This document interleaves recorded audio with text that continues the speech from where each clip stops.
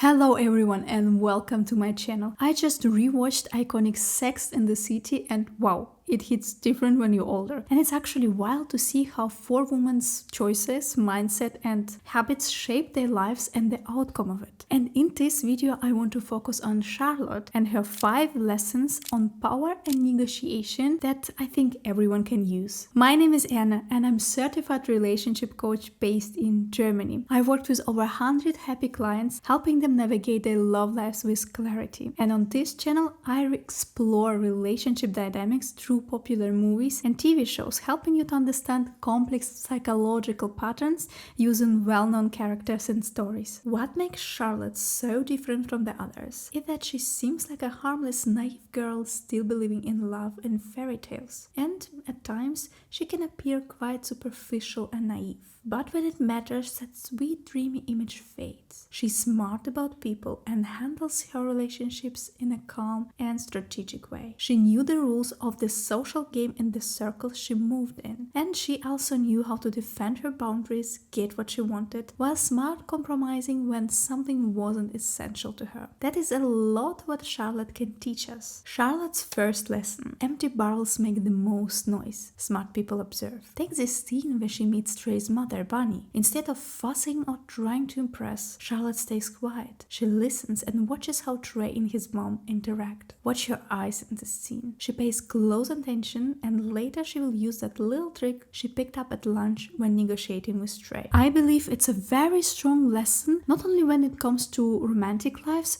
but in relationships in general. We'd all benefit from listening and observing more than talking about ourselves. And you will put yourself in a stronger position when you watch and study the person in front of you. What matters to them? How do they make decisions? What affects them? And as the saying goes, empty barrel makes the most noise. Observation is the secret of truly successful people, women as well as men. And Charlotte knows that. Another telling moment, when it really mattered, Charlotte dropped the romantic princess fluff and set clear boundaries. Her prenup negotiation with Bunny is my personal highlight of the series. So, second lesson Charlotte teaches us: don't negotiate terms with someone who can't say yes. Trey passed Charlotte the prenup and kept quiet. And did you notice how quickly Charlotte figured out that if she wanted to get married, the prenup talk had to happen with Bunny and not Trey? Family system psychology teaches us that when we think we are in one-to-one relationship, we are often dealing with entire family dynamic. In Charlotte's case, Bunny held the real power, and blown-ups at Trey weren't going to do anything. In that family, he wasn't the decision maker. Use non-deciders to gather information. But once you're talking price, scope, or contracts, insist on having the decision maker in the room. And that's exactly what Charlotte did. She went straight to the top. But Charlotte didn't just realize she needed to talk to Bunny about the prenup. She also applied her third rule of power and negotiation: master the time and the place. Charlotte waits until Bunny is alone in the room and the setting is calm. Notice how polite she is. She doesn't storm in with, "Finally, I found you, we need to talk." Instead, she gently asks. In other words, she is making sure the other person is ready to talk and can take in what Charlotte wants to discuss. This is a valuable lesson for everyone. If you want to have a positive outcome, timing and place matters. If the other person is hungry, in a rush, sleepy, busy, whatsoever, your chances of productive talk are slim. For example, calling someone out on social events is a bad setting, or sorting out relationship over the text is a bad idea. It's so easy to make things even worse if you doesn't navigate it correctly.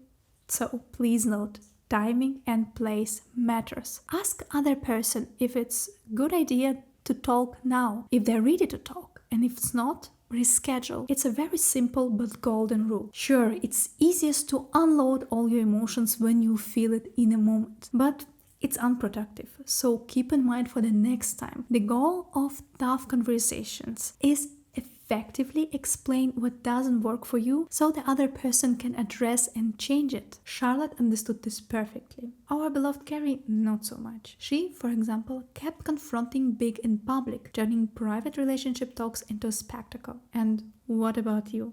Have you ever tried to bring up something important at the wrong time only for it to completely backfire? The fourth lesson from that same prenup scene: appeal to people's self-interest, not your personal vision or feelings. Charlotte thought talking about prenup, basically divorce before wedding, was gross. It clashed with her fairy tale idea of marrying Trey. But she read the room. She couldn't erase the prenup, only negotiate the contract. She could have talked about her feelings, how upset she was, but that wouldn't work with Bonnie.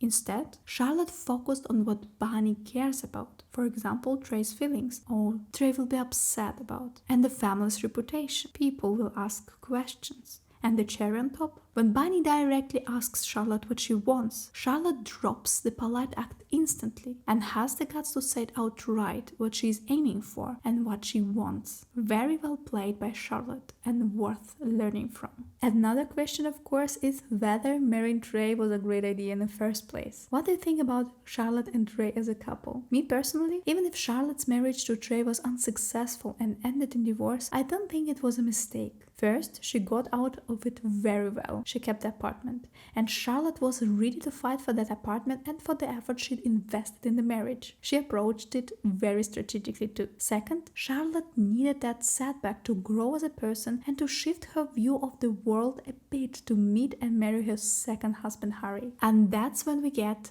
to the fifth and final rule. Compromise wisely to get what you truly want. Relationships are, in the end, about adjusting to another person to some degree, from both sides, of course. And relationships are give and take. That's why it's crucial to know exactly where you can bend, what is non-essential and acceptable, and where you won't compromise. So you don't give up what matters and end up with something you never wanted. Charlotte converts for Harry because faith wasn't the defining value for her. In her value system, being with Harry and getting married mattered more than her original religion. On the other hand, having children was non-negotiable for Charlotte. She put in great effort to get pregnant and was ready to adopt if that didn't work. She couldn't imagine her life without kids. It was a core value for Charlotte. With Harry, that aligned.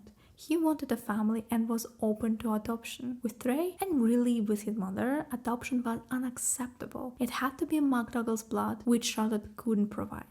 In the end, Trey decided kids just weren't for him. If it happened by chance, then fine, but he wasn't going to try hard, and that was a deal breaker, and they divorced. Charlotte knew how to compromise where it was possible and stand her ground where it wasn't. She never went against her core values, and that's what matters. I love Charlotte for the lessons she taught us. What do you think? And who should I do next? I'm planning to cover Carrie, Miranda, Samantha, and so many more. Subscribe so you don't miss it. I hope you enjoyed the video, and I see you in the next one. Bye bye.